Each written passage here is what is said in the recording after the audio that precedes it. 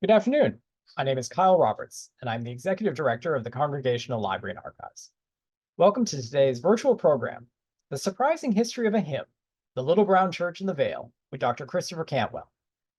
To begin, I want to acknowledge that the Congregational Library and Archive resides in what is now known as Boston, which is in the place of the Blue Hills, the homeland of the Massachusetts people, whose relationships and connections with the land continue to this day and into the future. For those of you joining us for the first time, the Congregational Library is an independent research library. Established in 1853, CLA's mission is to foster a deeper understanding of the spiritual, intellectual, cultural, and civic dimensions of the congregational story and its ongoing relevance in the 21st century. We do this through free access to our research library of 225,000 books, pamphlets, periodicals, and manuscripts, and our digital archive, which has more than 120,000 images, many drawn from our New England's Hidden History project. Throughout the year, we offer educational programs and research fellowships for students, scholars, churches, and anyone interested in Congregationalism's influence on the American story. Please do check out our website, congregationallibrary.org, to learn more about what we do and for news of forthcoming events. Now, for those of you who've been watching over the last couple of weeks, you know our spring virtual series has been on Congregationalists and the arts. Now, it's not going to, for those of you joining us again in this program, you'll know that our library is well known for its printed collections of theological and historical works, but that two of my favorite sections here at 14 Beacon are Class 22, Hymnals and Music, and Class 29, Poetry. There are literally thousands of books from the past several centuries full of music, poetry, hymns, and much more. So I'm pretty excited today to be able to bring you this talk, which is going to do a deep dive into one of the Congregationalist most beloved hymns. Without further ado, let me please invite up our speaker. Christopher D. Cantwell is Assistant Professor of History at Loyola University, Chicago. He is a scholar of religion and a former museum professional who is interested in the ways Christianity, capitalism, and collective memory form and shape each other.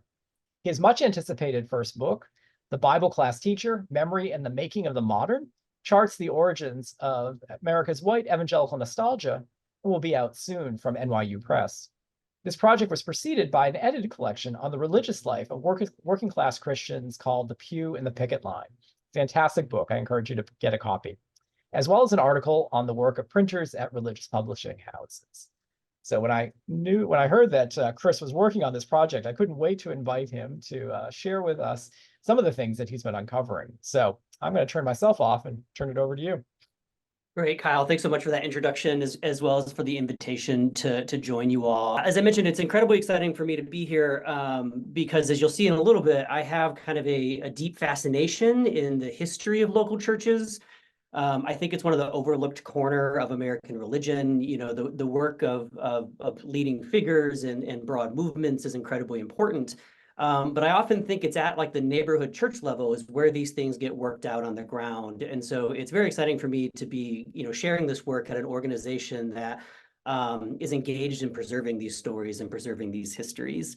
So thanks again, Kyle, for having me. And as you hopefully know from the announcement for the event, our topic for today is the particular history of a hymn that was written by a identified Congregationalist and has a kind of interesting connection to a specific Congregational church in rural Northeast Iowa. But I also think the story I want to tell you all this afternoon is so much more than that.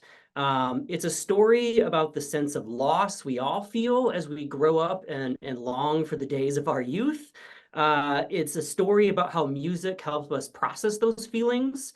It's a tale about the construction, preservation, and absolute reimagination of a specific church building. And it's also a story about how nostalgia would come to center one of the largest and most important religious communities of our day. And so I want to share a little bit about my research through this sort of arc of a story. It's a story that has 3 acts built around the church, the hymn, and the relationship between the two. And it's a story that starts with this guy, The Many Lives and Afterlives of William S. Pitts. Pitts was born in upstate New York in 1830, where he was trained to play music. And early in his life, he migrated to the Midwest, where he became a music teacher in Union, Wisconsin, just outside of Janesville, for those who know the area, as well as near a town called Bradford, Iowa, in the northeast part of the state, about 100 miles from the Iowa-Wisconsin border. In 1864, however, Pitts gave up teaching in order to pursue a career in medicine, which required him to uproot and move to Chicago, where he attended Rush Medical College, or what would become Rush Medical College, I should say. Tuition at the time was a whopping $25 to attend medical school in 1864. In order to cover the cost of this tuition, he took out the words to a song he had written several years earlier and sold it to a local music publisher to cover the cost of his school fees. That song was called The Little Brown Church in the Vale, but is also sometimes called The Church in the Wildwood. Perhaps you're familiar with the song because this is actually usually the moment in the talk where I ask the audience who has heard of the song and have a conversation about what we associate with the song. But, since it's virtual, we can save that for the Q&A. And I'll just say for now that for those of you who are not familiar with the song, it's really something of a unique contribution to the canon of American hymnody. Because in contrast to many gospel hymns, the song is not about God or Jesus or salvation. In fact, the divine is not mentioned at all in the song's 4 verses. Instead, the locus or the center of religious significance in the song are Pitts's memories about the church he claimed to have attended as a child before moving to the city, and the sense of longing that those memories create. The city where he now lived was a place of conflict, confusion, and a looming tuition bill. And the old country church where he grew up was a place of peace and harmony. Now, this contrast is implicit because Pitts never calls out the modern world by name, but the song's driving refrain to come, come, come to the church in the Vale creates a spatial and temporal distance, I think, between the city where he lived and the church where he came from. As the song's 3rd verse reads, which I hope you can read in the sheet music up on the screen, how sweet on a bright Sabbath morning to listen to the clear singing bell. Its tones so sweetly are calling, oh, come to the church in the Vale. And this sort of appeal to the sense of loss one has when they grow up and leave home would lead the song to become something of an absolute sensation. So according to the database hymnary.org, which is maintained by Calvin University, the Little Brown Church, or the Church in the Wildwood, appears in more than 1/3 of all Protestant hymnals. And according to the Mormon Tabernacle Choir, Little Brown Church is for them one of the 30 greatest hymns in the history of Christianity, which is quite an accomplishment, I think. And according to their track list of the CD played here, it's number 6, the 6th most important Christian hymn. Now, this importance of the hymn to local church life has meant that the song has made a number of surprising appearances in American popular culture. It's been recorded by artists as diverse as Johnny Cash, Ella Fitzgerald, Dolly Parton, and Charlie Pride. And there's even an entire episode of the Andy Griffith Show based around the song, where a city slicker who ends up lost in Mayberry is taught to appreciate the antiquarian rhythms of the town as Andy and Barney sing the song on their front porch one night. It's so, as one journalist wrote, who I found in sort of doing research on the history of the song, one journalist sort of conveyed about it that if you were white and Protestant and raised in the 20th century, you grew up singing the song. And this is a contention I can actually confirm because my introduction to the Little Brown Church came when I was just a baby. The first time I learned of this song was because my father, who's pictured here holding me, would sing it to me as a lullaby every night. And the song became kind of an earworm I couldn't shake until I began to do research on religion and memory more broadly. And I bring up my father in part because I think the reason he's saying it, like his life sort of tracks the meaning of the song that I think it has for a lot of different people. Because his father, my grandfather, grew up as a farmer in Northeast Arkansas. And as a child, or once he got married, he moved to outside Chicagoland, where he worked in a tool and die factory in order to sort of make a better life for my dad and his sisters. And when they would sing The Little Brown Church as I was growing up, I would hear them sort of, longing for the places they had left behind in order to sort of make the living that they now enjoyed. And the song helped them sort of, process those feelings and reflect upon them. Now, because of this popularity of the song, the rural Iowa church that is said to have been inspired by the song has become something of an international tourist destination. Today, a dedicated group of about 30 members make up a permanent congregation, which is affiliated with the National Association of Congregational Christian Churches. But on any given Sunday, I've attended services there myself. On any given Sunday, more than double that number is attending services. And over half the congregation is usually coming from abroad to try to get a glimpse of this church that inspired a song that their parents may have sung to them. There is a gift shop in the back. I should say a gift bookshelf is what it's more like. And up there on the right is the piggy bank I purchased when I went and visited. So you can store money in the Little Brown Church, and they ask for those donations to be sent back to them. But in particular, the site has become something of a popular wedding destination for folks who desire kind of a rustic backdrop to their matrimonial photos. According to the church, more than 74,000 weddings have taken place since the church's founding, including that of Iowa Senator Chuck Grassley, who was married there. And on some days, the current minister told me that on some Saturdays during the summer, he will see or do as many as 7 to 10 wedding services as people just stack their ceremonies one on top of the other from 9 a.m. until 6 p.m. that people will just file through and get married so they can sort of be at this particular place. In fact, there's really when I went to visit the church, there's hardly, the town that was once there is no longer there, and the only thing that really remains is next door to the church is a hotel and banquet hall, which I'm sure does a brisk business in the summer as they host the receptions for all of these ceremonies. And so the church and the song has become something of icons of Protestant Americana. It's a symbol of the small town values that supposedly made America what it eventually became. And it's sort of resonant with lots of people, including in my own family. But there's just one problem, however. Very little of this story is actually true. Neither Union, Wisconsin, nor Bradford, Iowa had churches when Pitts lived or taught there. They were simply too small to afford a church. The building that now claims to be the Little Brown Church was built more than 10 years after Pitts wrote the song. And what is more, what I think is actually even more important, is that if you look at the song's original lyrics, because the most common versions today often contain an altered verse, the song The Little Brown Church is actually not about a church at all. Rather, it's about the more sort of macabre dimensions of Victorian sentimentality. The story Pitts would later tell is that the song's origins came to him in the summer of 1857 when he was visiting the town of Bradford looking for a place to move his young family. This is right before he decided to move into medicine. And while he was walking through the town, he came upon a glen that struck him as particularly beautiful and a place that could have a church, but there was no church at that moment in which he actually visited there. And so he took out his notebook and wrote down some words of a song about a church that could be in that spot. But in Pitts's rendering, the church's significance is not because of what it says about the religious virtues of America's heartland.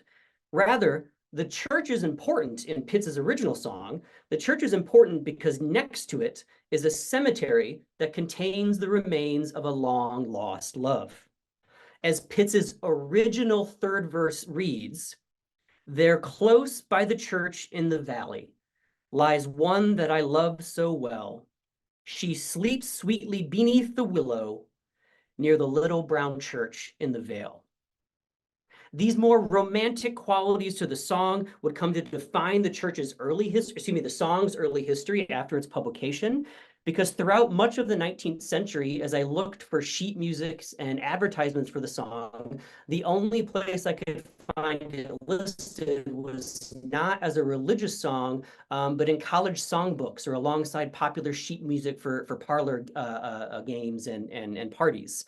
And in fact, my favorite version of the song comes from the Yale Glee Club, who really leaned into the more romantic versions of the song, and like all young men did, made it, I think, in sort of 19th century standards, somewhat sort of a little more risque and amorous.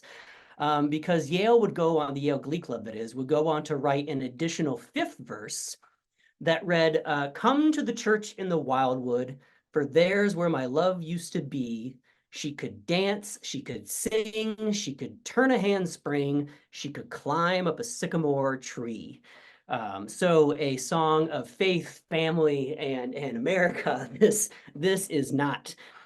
In fact, the popularity of the Little Brown Church as something of a popular love song was such that after its publication, Pitts would actually go on to have something of a successful minor career as a songwriter in the 19th century, where he spun out a number of similar tunes about sort of the longing for a lost lover. So his other big hit after the Little Brown Church was a song called Allie Ray, which is about a young man pining for another girlfriend who died tragically too young. There's a lot of dead women in Pitts' songs. But my favorite of his other hits was that he actually wrote a prequel to the Little Brown Church that told the story of the woman that was supposedly laid in the grave, and her name, unsurprisingly to match with the song, was called Nellie Wildwood. And that would sort of tell you the backstory of this young woman that the Little Brown Church in the Vale sings to. The history of the Little Brown Church, as we perhaps more know it today, would come almost 50 years after Pitts's original publication of the song, which takes us to the second act of our story, which is how a church became a song. The history of the Little Brown Church, as we all may know it, begins almost 50 years later in 1905, and the details here are still incredibly sketchy, as a lot of sort of myth and memory of American life are. But as far as I can piece together, sometime around 1900, a music teacher from the city of Minneapolis came down to Des Moines, Iowa, to attend a National Association of Music Teachers conference there. Now, this music teacher had grown up singing the Little Brown Church when he was a young man. And when he learned that the church that supposedly inspired the song, or that the songwriter supposedly lived not too far from Des Moines, Iowa, this music teacher made a side trip on his way home to swing by Bradford to see this famed church of a song that he loved. And what he found was actually pretty disheartening. Because Bradford, like many rural communities in the late 19th century, had come to decline, had saw its population decline in the decades after the American Civil War. The arrival of the Illinois Central Railroad in nearby Nashua, Iowa, which would eventually absorb Bradford, stole a great deal of business from the people in the town, leaving the town largely abandoned when this music teacher came there. But lo and behold, the music teacher found a church. And the church the music teacher found was not the Little Brown Church in the Vale, but it was actually called the First Congregational Church of Bradford. It had been founded in 1955 alongside the town, but for much of the congregation's history, it had met either in the home of members or in the general store.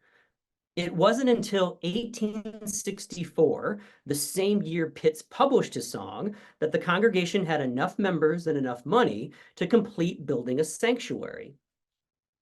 These facts, however, did not stop the music teacher. And despite the fact that the church did not have a cemetery, and I think at the time the church was actually painted white, the music teacher was certain this was his Little Brown Church, and he was just incensed at the neglect that the church had received during this time. And of course, there was no one there to correct this guy because the church had disbanded alongside the town several years earlier. Upon returning home, this music teacher fired off an article to his local paper, which I have sort of printed up here, which soon became syndicated in a lot of other newspapers across the country in what kind of a viral sensation about people clamoring to sort of defend and protect and preserve or save this Little Brown Church. In response, a number of Iowa leaders came together after 1900 and organized a Society for the Preservation of the Little Brown Church that solicited donations from across the country in order to restore the church to its original brown color and reopen it as a functioning congregation. By 1914, the society had raised enough money not only to completely renovate the building, but also to pay a minister to begin holding services there. Because again, and this is worth underscoring, there was no one going to church here at this particular moment. They had to sort of outsource a salary or fundraise a salary because there was no congregation to speak of at this moment. And in a telling shift, as the society sort of solicited donations across the country, they did not describe their work as the effort of protecting or preserving a church that inspired a quirky love song. Instead, the society came to describe the Little Brown Church as a memorial to the religious values of those white Protestant pioneers who had supposedly settled the great Midwest. According to the society, and these are some quotes from their promotional material, the town had built the church so that they may, quote, might worship God and teach their children in the importance of Christian living and service. Preserving the church was vital, they argued, because, quote, it remains as a monument to the enterprise and devotion of those pioneer Christians in America. Now, driving this shift, I think, was a tectonic population shift that occurred in the decades after the song's original publication. Because at the time Pitts published his tune, fully 80% of the United States lived in what the census identified as a rural community. That's a town of less than 2,000 members. But by the time the Little Brown Church had been rediscovered, nearly half of the country lived in an urban area. I mean, this very much followed Pitts' own story as he left Bradford in order to attain an education in a much larger city. Now, for those of you who remember your American history classes, you'll know that immigration from Europe drove much of this transformation, as it did in every city. So I teach here in Chicago, and it is a point of pride for most Chicagoans to repeat this fact that in the 1900 census, 80% of the city of Chicago was either a European immigrant or the child of a European immigrant. And cities in this area became sort of a center of sort of polyglot, diverse, multicultural European immigrant life. But the story of American urban spaces is also one of an equally as consequential influx of white native-born Protestants like Pitts, who also moved to the city. At the same time Chicago's population boomed, for example, more than half of all townships in Wisconsin, Indiana, Michigan, and Iowa saw their populations decline. And according to one 1910 survey, fully 1 in 5 city residents in 1910 had spent at least a portion of their life on an American farm. Now, these rural migrants, I think, experienced the rise of urban America in a particular way.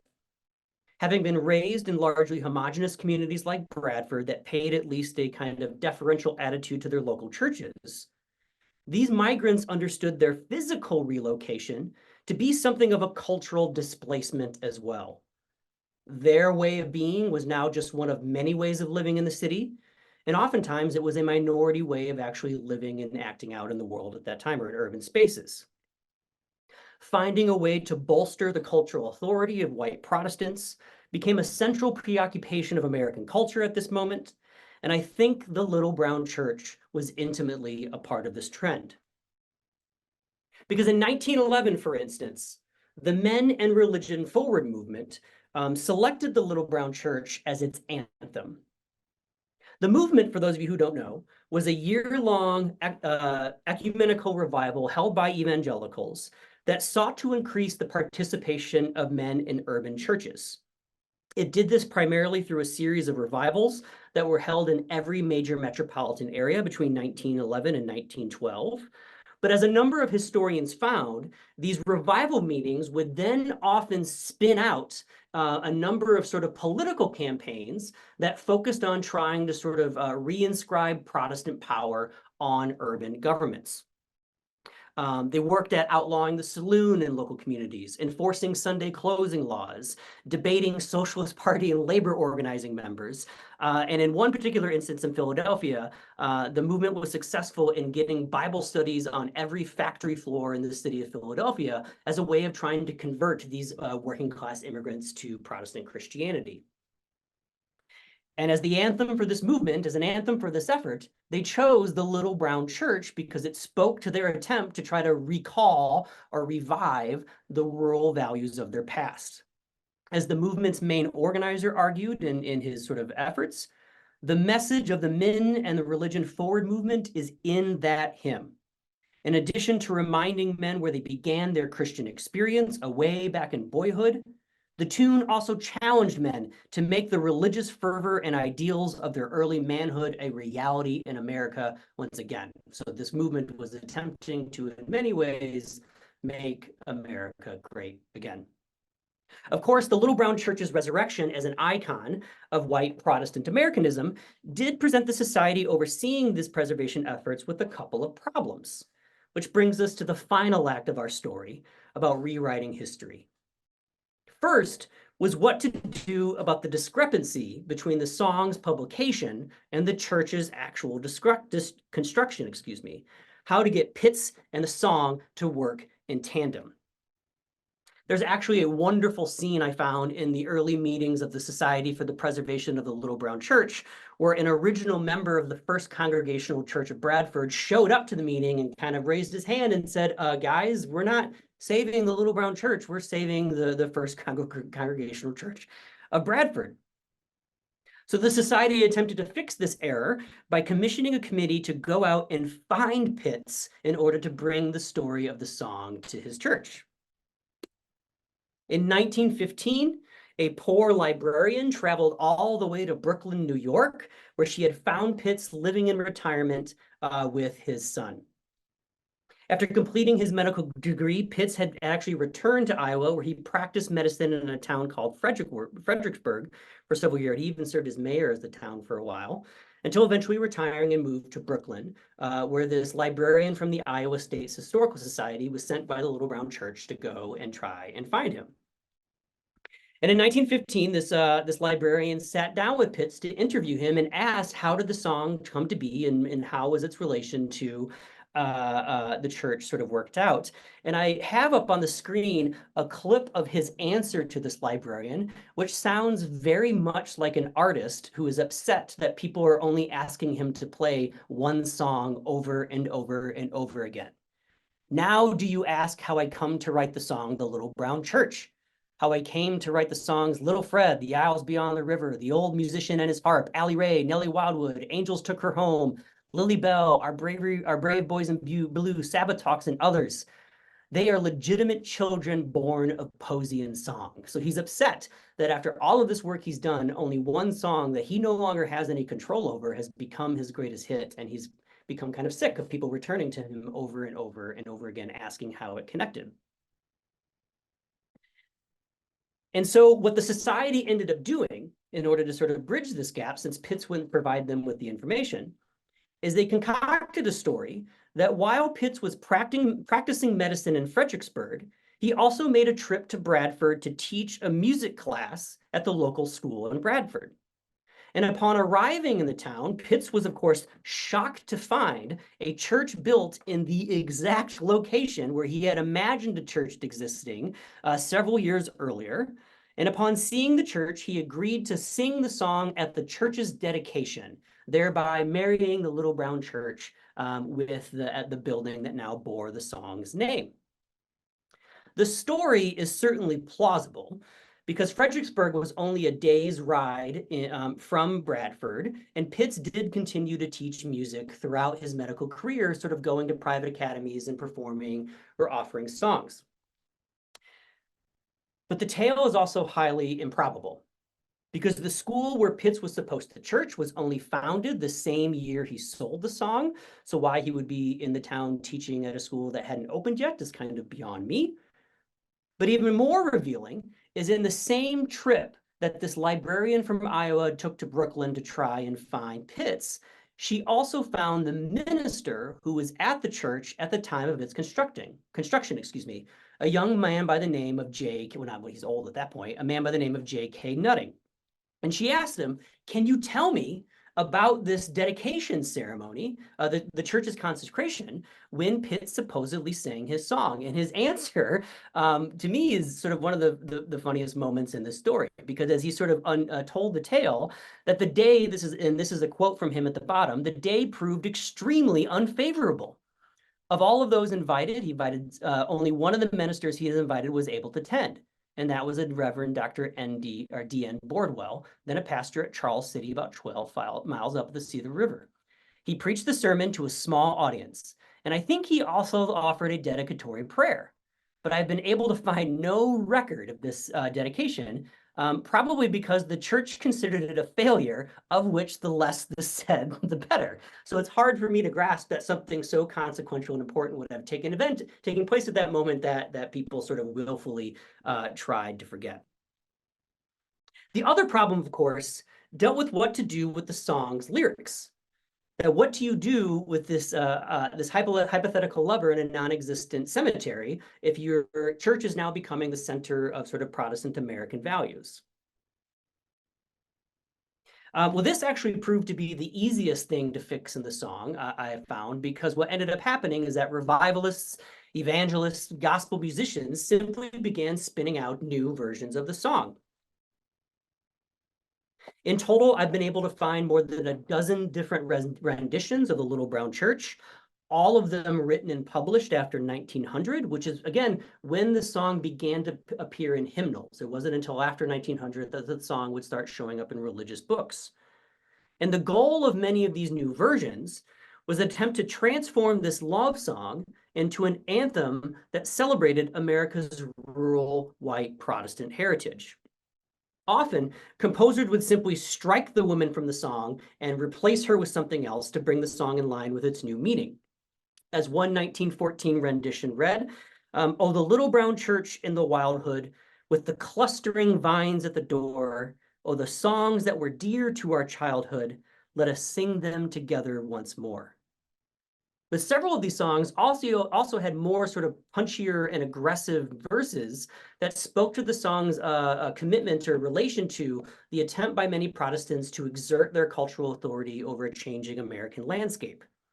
One 1911 version of the song reimagines the Little Brown Church as a fortress from which the Christian soldiers would march forth and reclaim America. "Brothers, now from the Savior let us rally," this is the verse, "let us serve him with who never will fail. Against the foes of the truth let us sally from the Little Brown Church in the Vale." In fact, the association of the Little Brown Church with the preservation of white Protestant culture became so strong that in the 1920s, the Ku Klux Klan actually wrote their own rendition of the song that reimagined the Little Brown Church as a flaming cross around which people would pray. As their third verse read, "There's a cross that is burning in the wildwood. Its beauty reflects to the skies. At its base, you will find thousands kneeling, praying that its meaning never dies." By far the most popular rendition of the song, however, and perhaps the one that you all are most familiar with yourself, would come from evangelical composer E.O. Excell. Excell, like so many others at this time period, was born and raised on an Ohio farm until he became trained in music and served as a musician alongside several revivalists and evangelists throughout the late 19th century. And until in 1900, where he became a professor of music at the Moody Bible Institute in Chicago. And in 1910, as he published his own set of hymnals, he jumped on the Little Brown Church bandwagon and wrote his own version of the song. And of all the renditions of the Little Brown Church, Excell's is by far the most nostalgic, which is why I think it's the most popular. In his version, the church becomes not just a place of personal loss, but an icon of perpetual longing. Where Pitts mourned the hypothetical passing of a hypothetical woman, Excell grieves for a lost religious world that the Little Brown Church supposedly once anchored. As Excell's third verse reads, which again would replace the verse in which the woman is mentioned in Pitts's tune, "Oh, come to the church in the wildwood, to the trees where the wildflowers bloom, where the parting hymn shall be chanted, and we will weep by the side of the tomb." So there's a sense of loss, a sense of longing. There is a death, But in place of a person, I think what Excell is mourning is the loss of a world that sort of became sort of a mode over in the rise of sort of an industrial urban America. And it's after Excell's version, of course, that the song would really begin to take off. So here are a couple of graphs to sort of show you how the song's popularity really lines up with this history. On the top is a Google Ngram that shows the phrases, the Little Brown Church, as well as the church in the Wildwood in Google's corpus of digitized records. And you can see there's an initial flurry in 1860 after the song is published, but then it kind of declines in popularity until 1900, when the song is rediscovered and reimagined as this anthem for Protestant America. And then in the bottom is the graph from hymnary.org that shows when the song began appearing in Protestant hymnals. And again, you can see it's not until 1900 and 1910, really, when Excell writes his version of the song, that it becomes widely adopted in Protestant hymnals. And so the question, I think, becomes, as we come to a close here, is what does all this mean? What does this story actually tell us? And I think it speaks to a couple of different things. First, as many of you perhaps follow contemporary politics know, the political history of American evangelicalism is going through something of a moment. The revelation that 81% of evangelicals have supported Trump throughout his runs for office have led to a sort of a deluge of scholarship as folks try to figure out how a voting bloc that once considered itself the standard bearers of American values are supporting a twice divorced casino operator who struggles to pronounce books of the Bible. And in part of this, and in this sort of interpretation, one of the most popular theories about why this has happened comes from Robert Jones, who heads up the Public Religion Research Institute, who argued as early as the South Carolina primary in 2016 that Trump was having success with evangelicals because he was transforming value voters into what he called nostalgia voters, who longed for an imagined America where Christianity reigns supreme. And in this rendering, the most important part of that phrase, "Make America Great Again," was the word "again," because it imagined this past that Trump promised to make true. But as the history of the Little Brown Church reveals, I think, Trump was actually tapping into something that had long been a part of American evangelical culture, and simply bringing it to the forefront, this sort of longing for an America before sort of white Protestant Christianity was displaced by a diverse multicultural society. But on another more profound level, I think, the Little Brown Church also highlights the fraught relationship between religion, race, and the stories we choose to tell about ourselves. Because I don't want to conclude this talk today by suggesting that everyone who sings the Little Brown Church is a red hat wearing Christian nationalist. That is not the story of my father and his interest of the song. That's not the story of many people sort of draw to the song. But I do think the song's tortured relationship with a particular building does caution us to be more thoughtful about the stories we choose to tell that illustrate and animate our religious identities. Because at a particular moment in time, at the turn of the 20th century, a number of Protestants we today identify as evangelicals reached back into the remarkable diversity that is the history of American Christianity and selected a church in northeast Iowa, to be the standard bearer, the exemplar of their faith. Not only does this move implicitly denigrate those whose histories began in the Deep South, the Southwest, or abroad, it also completely erases those native communities who also lived and worshiped on that land before the Little Brown Church's pioneer Christians that displaced them. For some singers of this song, this is exactly the point. But for those of us who wish to tell a more diverse, inclusive, and comprehensive history of American religion, we would do well to sing of other churches as well. Which is again why I value the work of the CLA so much, because unlike novelist and fiction writers, the stories we historians tell are only as good as the source material we have to tell them with. And I wish the CLA the best in continuing to gather these stories so future historians can draw upon them as well. So with that, I will take your questions. And thanks so much for having me. Well, I always appreciate a shout out for the CLA at the end of a talk. And one of the things, Chris, that that really struck me is the way in which the archive helps and also hinders. So I wonder if you could talk a little bit about how you would do this. How do you do this research, right? How do you take something that is for many, a kind of maybe oral or sonic memory, and and find all of these twists and turns in its history? Yeah, that's a great question. I mean, in many ways, this was a project that was only made possible by the digitization of primary sources and the availability of printed material as machine readable text. Because I initially discovered early on in my research on Chicago and in the book you referenced earlier that Pitts had passed through Chicago because he was a part of this broader movement of sort of rural Protestants to the city for a variety of reasons. But initially, I just kind of stopped because I didn't think there was anything I could do with that other than knowing that he lived there.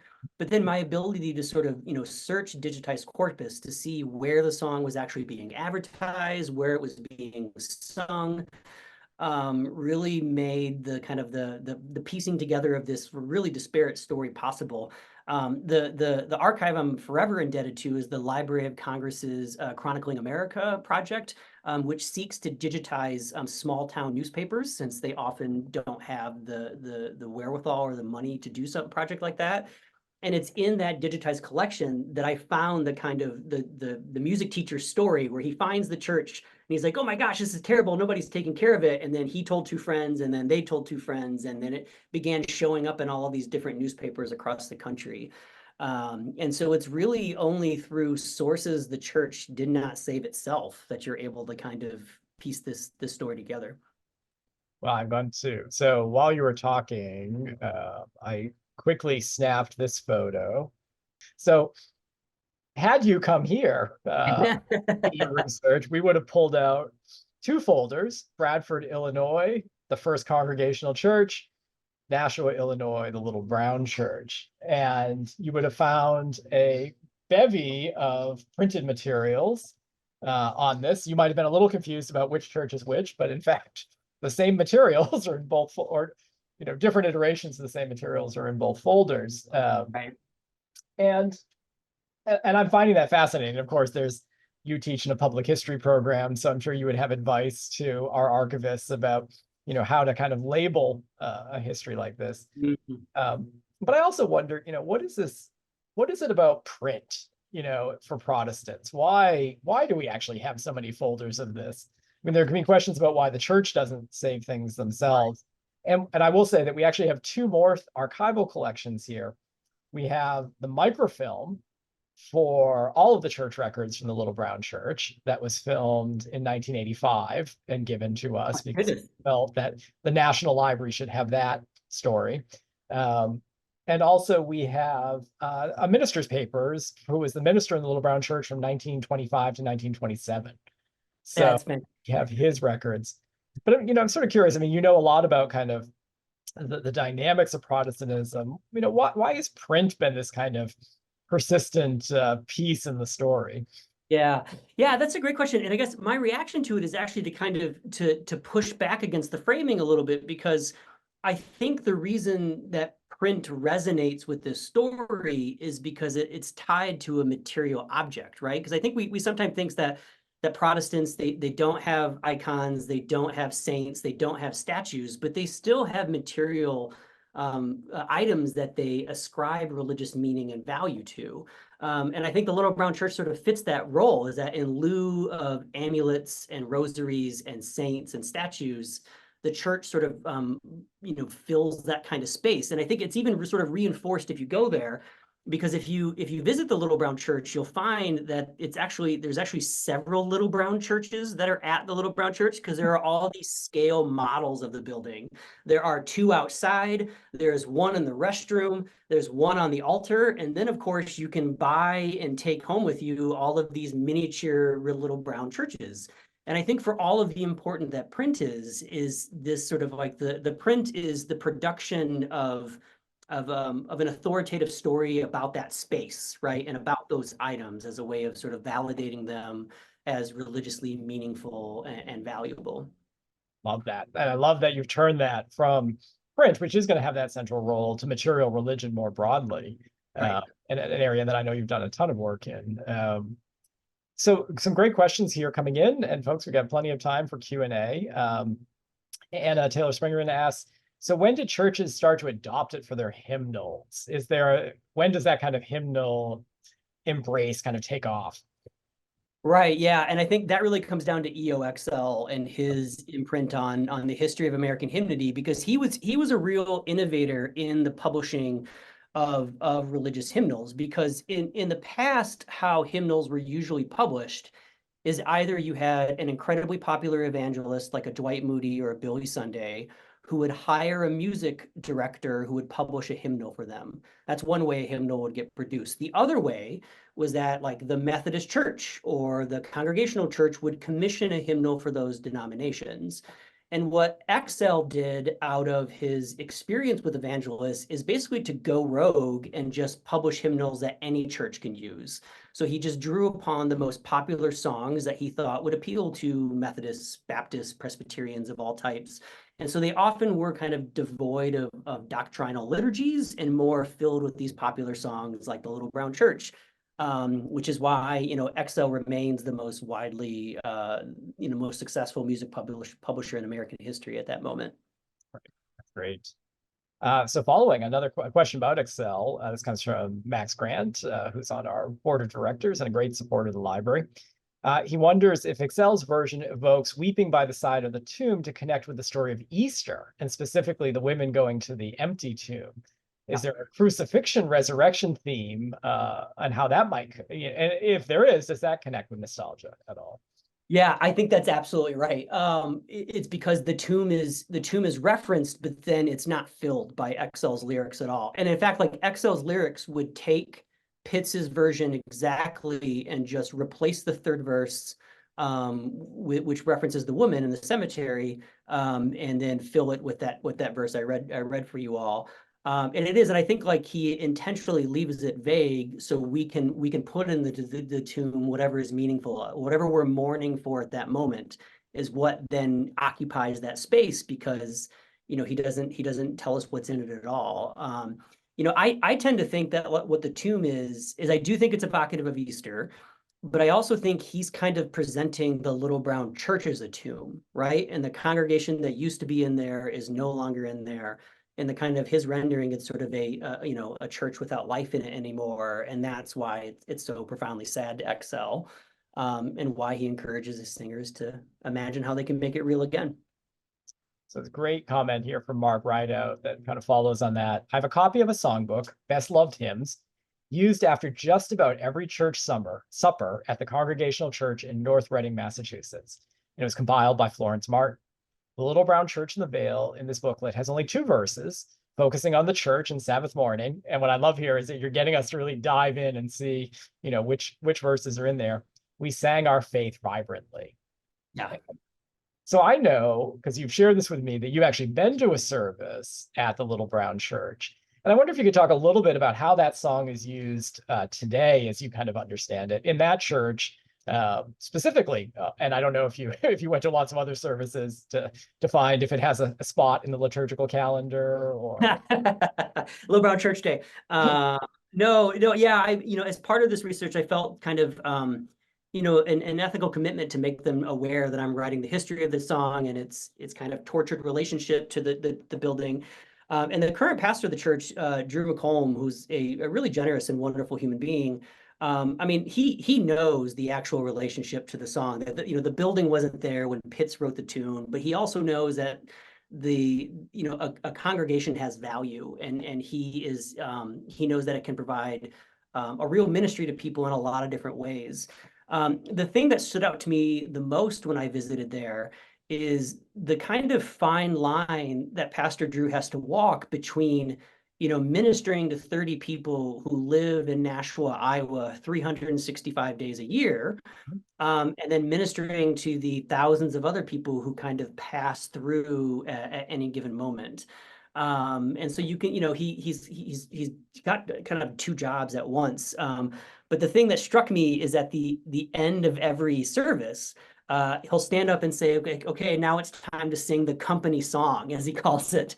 Because he knows that, the affiliation between the song and the church is largely what gives them the income to keep that small congregation functioning. And so he really sort of leans into it. And so I sang the company song while I was there. It's basically the doxology for the service at the end of every gathering. So many great questions today. Thank you all so much in the audience. So Brian Morey, a fantastic Loyola Public History graduate who I got to work with, and asked, could the connection between this specific song and nostalgia relate more broadly to the continuing use of traditional hymns in many churches today instead of adopting contemporary worship music? Yeah, I think that's absolutely right. And I think you can tell, I mean, this is actually what my research is about, is the way the sense of longing, really manifests itself in really every religious community and every religious tradition with the rise of industrial capitalism that's often centered in major urban spaces. And I think what the kind of the subtext of my interest in the Little Brown Church is that, we often think religious communities are held together by sacred history, right? The stories of the origins of the earth, of Jesus Christ's sort of life, ministry, and resurrection. But I also think religious communities are held together by stories of the more recent past as well. And I think that's what the Little Brown Church, shows us. And you can find similar working out of these kind of appealing to history as a way of building identity as a part of that as well. Yeah, I mean, there's a whole other story one could tell about, Give Me That Old Time Religion, which was another popular tune published at this exact same time period, which was a reappropriation of a Negro spiritual for white audiences because it spoke to their desire to return to simpler times at that moment. Yeah, I mean, if you pay attention, you can find this stuff everywhere at the turn of the 20th century. So another great question here, and this maybe offers another side, asks about another side, another form of reception.